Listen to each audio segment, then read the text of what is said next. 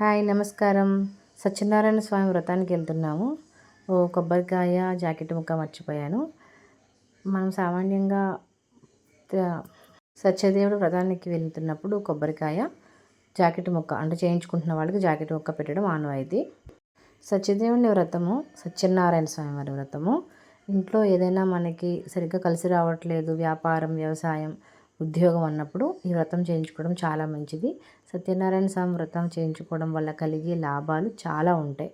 మీకు ఏదైనా సమస్య ఉంటే తప్పకుండా చేయించుకొని చూడండి ఒక్కసారి. సంవత్సరానికి ఒక్కసారైనా ఇంట్లో చేయించుకోండి. లేకపోతే రత్నగిరి అన్నవరం సత్యనారాయణ స్వామి వారి గుళ్ళో కానీ లేదా దగ్గరలో ఉన్న దేవాలయాల్లో కూడా చేస్తారు కాబట్టి ఎక్కడో చోట సంవత్సరానికి ఒక్కసారి సత్యనారాయణ స్వామి వారి వ్రతం చేయించుకొని అష్టైశ్వర్యాలు, భోగభాగ్యాలు, సుఖ సంతోషాలు పొందవచ్చు.